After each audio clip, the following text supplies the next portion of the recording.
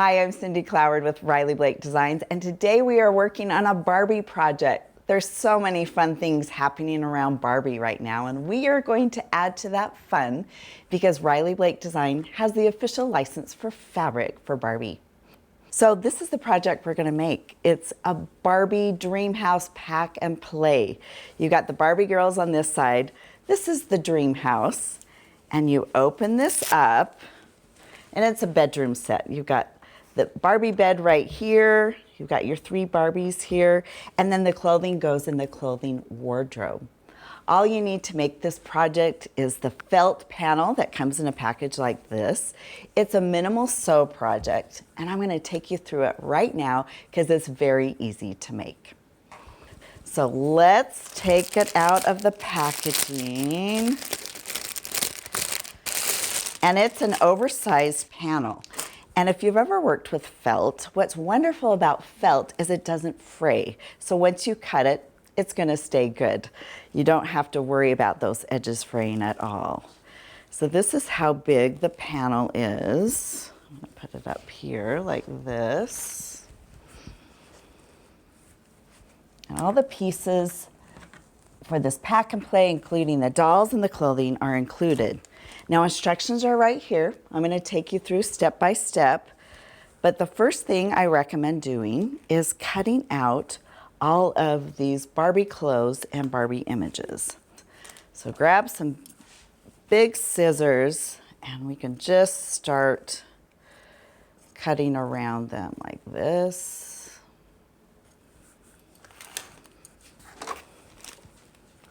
And we've got 3 gowns for each Barbie. We've got dance clothes, play clothes, and even robes. So they're all different colors, mix and match, but it's a lot of fun to play with, our Barbies, and this is just a different way to do it, kind of like a paper doll way. Okay, we're gonna save that for later. That's our pack and play. And it does mention interfacing. Now I'm gonna pull out the dolls right here like this because you don't need the interfacing for the clothes. They're just going to be the felt and they stick really well to the Barbies without any kind of interfacing. So you can just trim those all out, sit on the couch, put on a good movie, put on a Barbie movie, and you can just cut around each of these images. There's a tiny, tiny little line that you can cut around, and those are gonna be good to go once those are all cut out. But we do recommend interfacing for the Barbies. And also the little kitty. We have one little kitty pet that we recommend interfacing for. So I'm going to put this to the side. So we do recommend this Peltex product. It's fusible on one side only. The other side is nice and soft. So you can see that you can feel the glue on this side, which is activated by heat. So you can cut around your dolls and kind of fuse them one at a time. And since I don't want to get any glue on my iron, I'm going to trim down this Peltex so it fits perfectly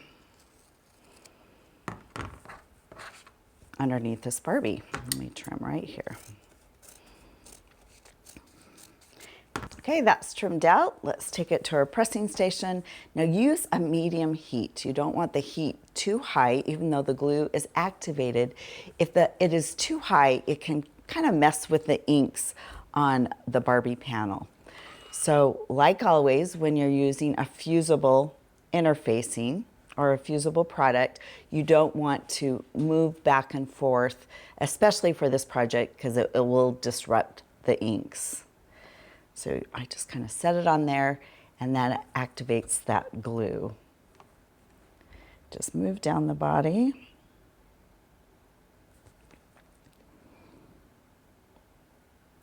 And that should be good to go. Yeah, that's really good. As long as you can't like lift it up, it's adhere to it, it's good to go. Now you'll notice that there's a teeny tiny little line all the way around Barbie. So you can just trim around it until it looks like this. And then you repeat it 2 other times, and then your Barbies are ready to go. We're gonna put those aside, and now we're ready to work on our pack and play project.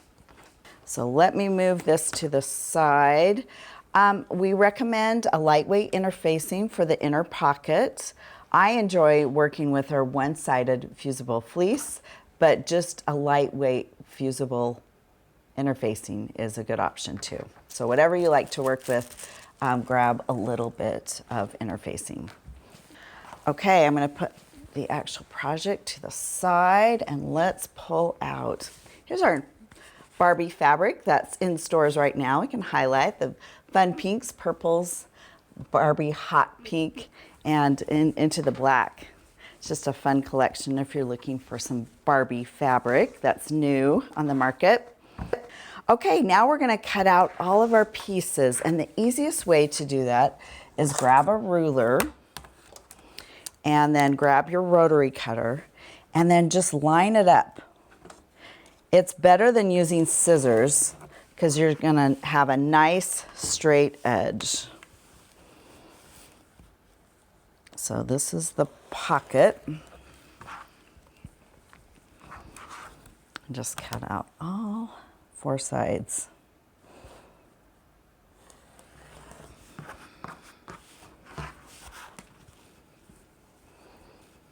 And we're gonna repeat that for the outside and the inside of the bag, and the straps also. There's the pocket.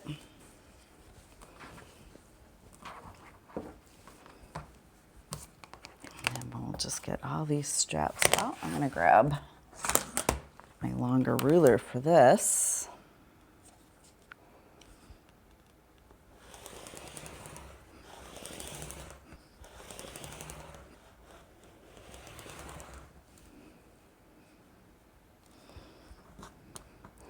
Now sometimes if the fabric's not printed exactly straight, this is fabric, you can pull it into place and then it's good to go.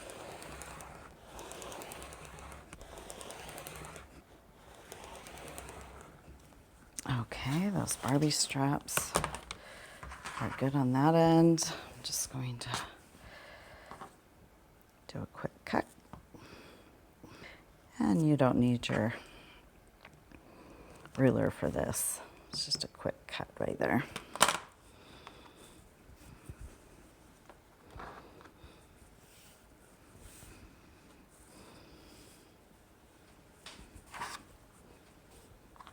Okay, cut that.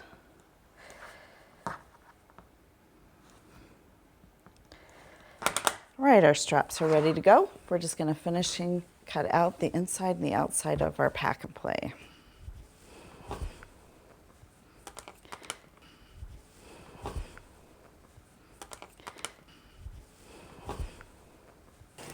Okay, that's our last cut. Get all these scraps out of the way. And let's start assembling our bag. You don't need interfacing for the outside of the bag unless you really want a stiff bag, but it's not recommended or needed. So we're gonna line those up. If they're off a little bit, give the fabric a tug. It's stretchable and you just want your bag to be lined up. Now then you're gonna mark the center of your bag like that. And you can, once you have that center, you can always use a friction pen to mark it.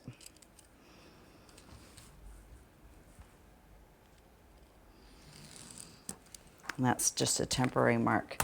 Now you're getting your pocket. See how clever this is? The pocket lines up. You can find your center here. Again, you can mark it with a friction pen, but line it up like that. Now we recommend interfacing for your pocket. Like I said, you can use any lightweight interfacing. I do like the fusible fleece option that is one-sided. So I've already cut this out to the right size. You can fill the glue dots, and you're going to put it on the wrong side of the fabric. And it's slightly bigger, so I'm going to trim that down right here.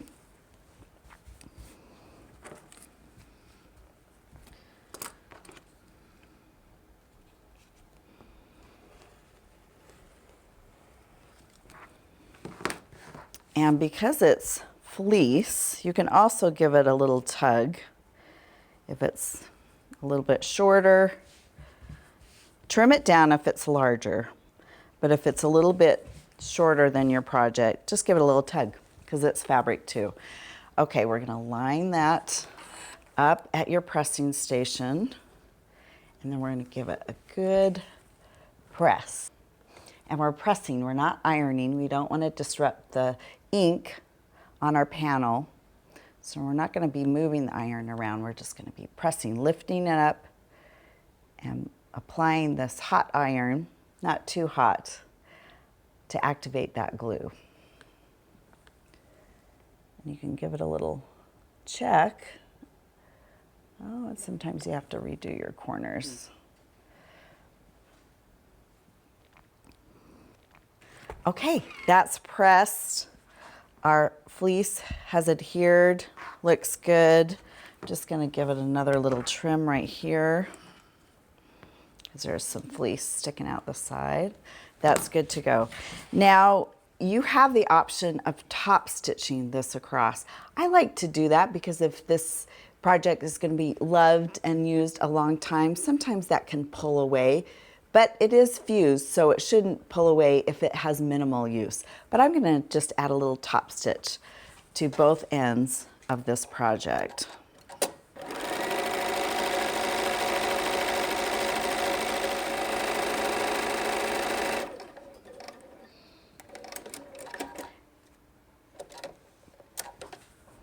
Okay, I've done that, and I just noticed that I do have a little bit of this interfacing popping up on one end. So I'm going to trim that down, not cutting my top stitch, but now that's going to go. That's just an extra touch, not necessary, but if you'd like to add it, it's a good thing to do.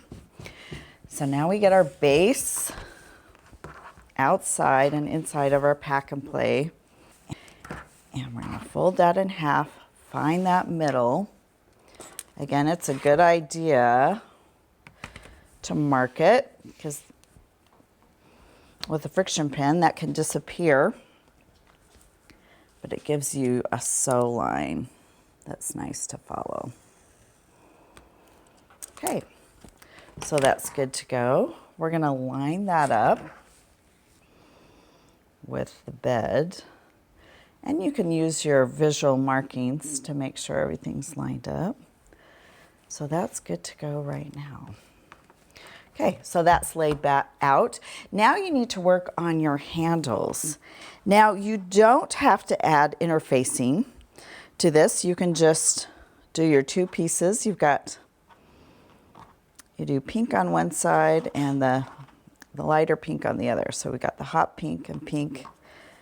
Just kind of line those up together.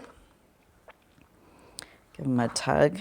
And I did want to show you some straps that I did, the fusible fleece on them. Just gives it a little more structure and a little more stability, but you don't have to add that. That's just another option.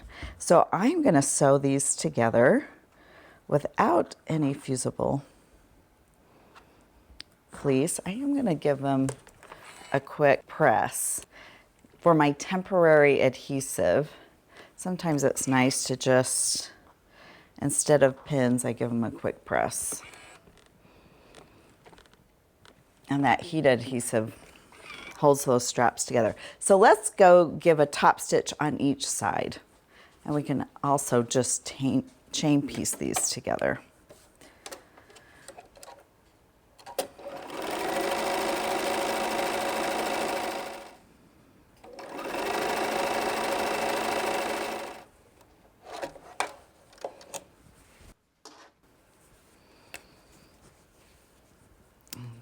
let's go down the other side.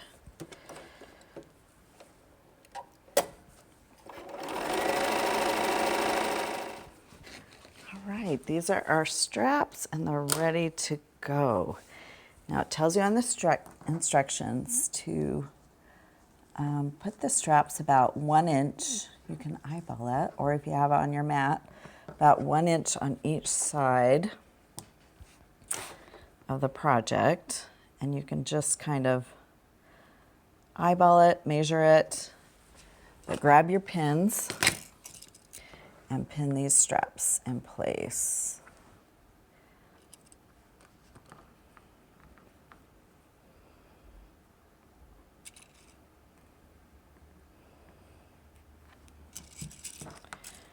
Now I'm just going to pin everything in place. You are going to sew this in the middle, and you could do that first, but when I take it to the machine, I'm just going to do it all at once. I'm going to start with sewing the center section, and then I'll just sew around all 4 sides. I'm going to trim that right there.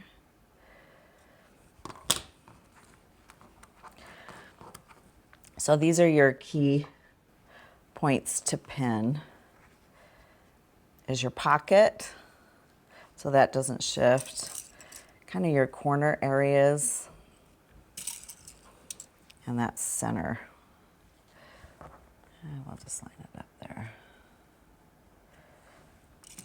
on each side.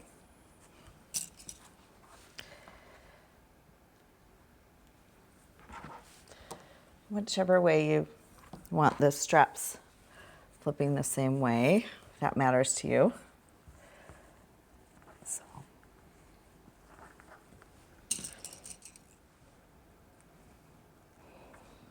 Okay, let's take it to the machine and sew.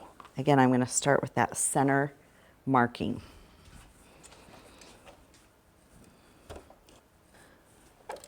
I am going to start with a stitch and then a back stitch, locking my stitches in place.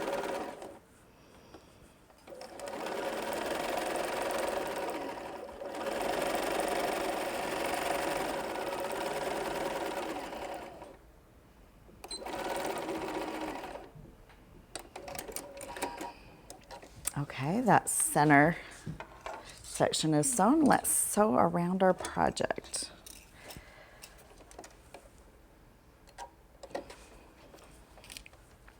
You can do a top stitch or about 1/8 an inch all the way around the sides.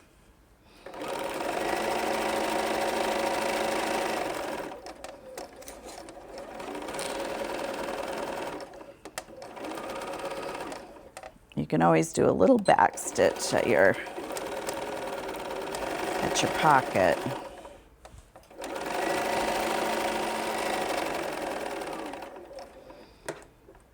Pivot around your corners.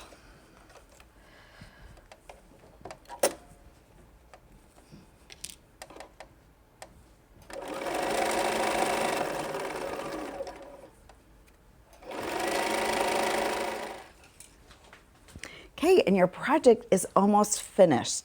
The last thing that I would recommend, it's not in the pattern, but is some kind of closure. You can use a sew-in Velcro or a snap. It's just helpful to keep this pack and play closed. But if you don't have any, your project is done. So let's get out all of our items that we previously made and let's put them in our pack and play, our Barbie Dream House pack and play. So here's all the clothes that we've previously cut out. Here's our Barbies. They're all sharing this big bed. But let's just show how fun it is to play with the felt gowns. Oh, she's going out to the ball. She's just wearing something sporty. And then this Barbie is going to dance class. Again, so many fun options. And that's the fun part about Barbie, is all the dress ups. So whether you're young or old, enjoy playing with Barbies.